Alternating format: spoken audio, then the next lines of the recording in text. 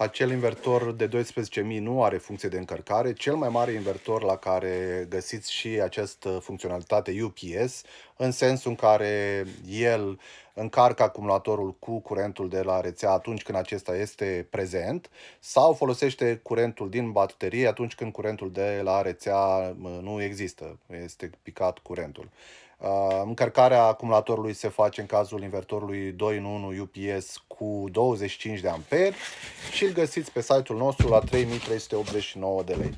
Acesta este.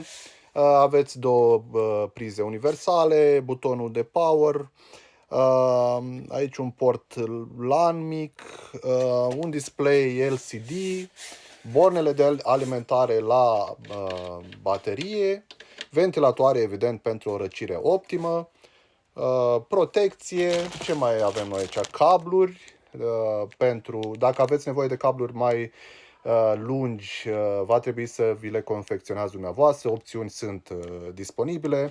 Totuși cablurile, cum ar fi mențiunea, să nu fie nici foarte lungi pentru a nu se pierde amperaj și evident cablul de alimentare din rețea. Îl găsiți, după cum spuneam, pe site la noi sau telefonic la 0729 018 859.